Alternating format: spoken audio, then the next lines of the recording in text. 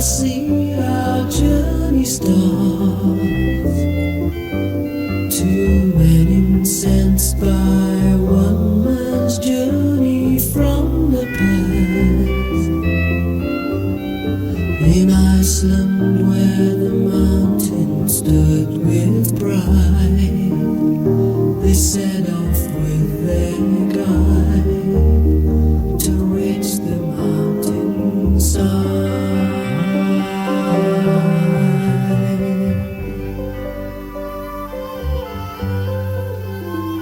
Booked as one for safety through the long descent into the crater of volcanic rock they went. Look up from our telescopic lamp, one star for us to share. We continue on our prayer.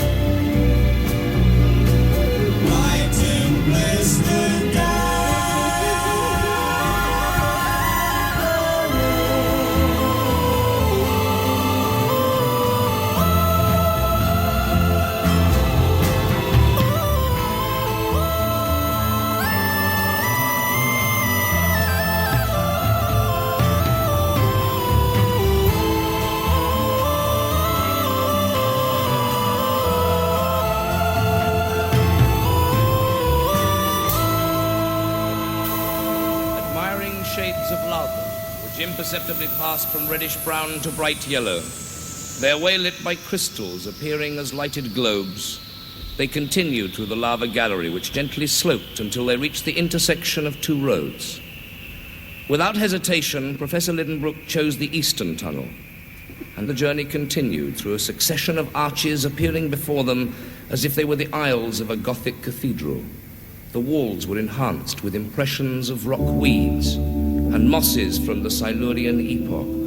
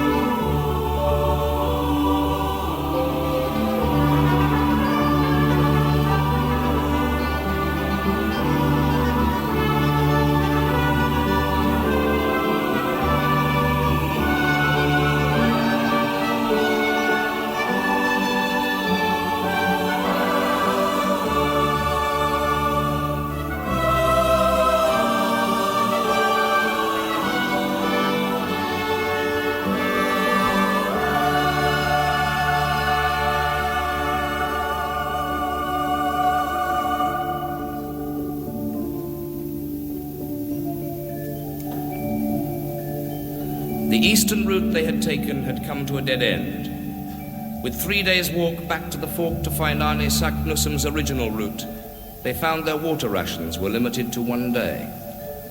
Knowing their only chance of finding water was on that route, they set off for the fork, and there finally they fell, almost lifeless, on the third day. After sleep they continued down the other tunnel in their quest for water, and whilst searching on his own, Hans the guide heard the sound of water thundering behind a granite wall, and with a pickaxe attacked the wall so as to allow a stream of boiling water to enter and cool in their tunnel. Not only had they found life in the water, but they'd also found a flowing guide to the center of the earth. They called the stream the Hansbach.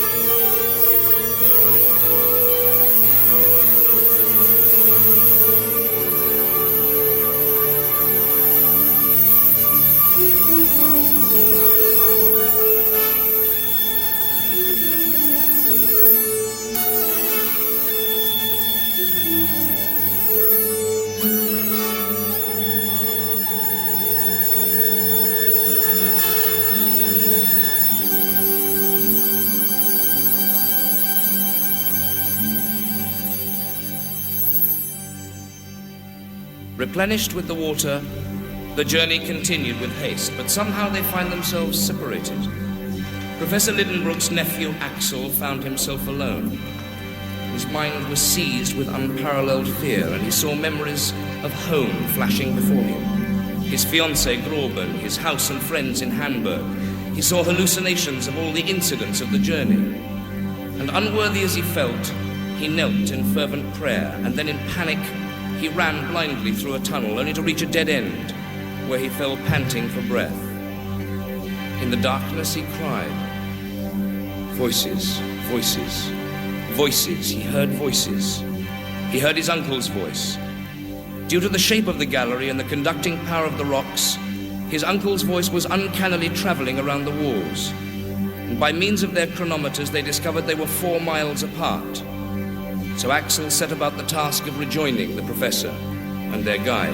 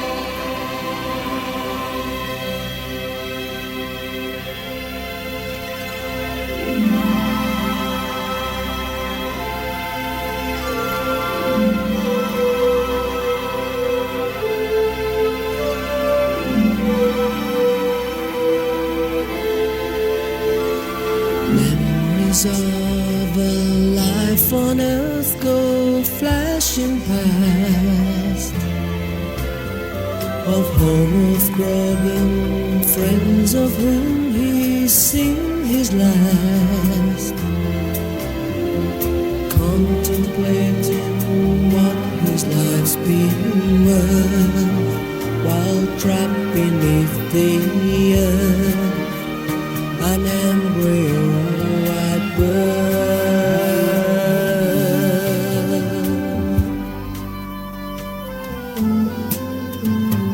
Pain and fear destroy the beauty I have seen of caverns where no other man has ever been.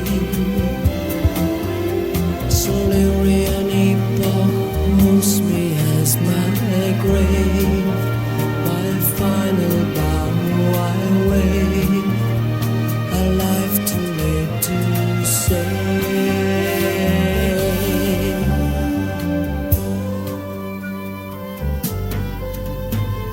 Crystals of opaque quartz studded limpid tears, forming magic chandeliers.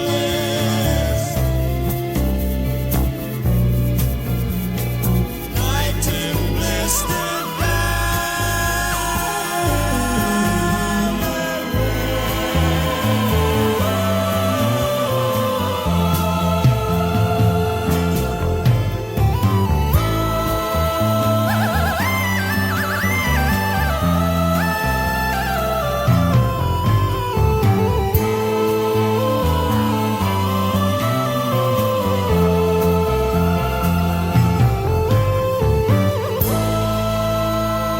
Suddenly, the ground disappeared from beneath his feet.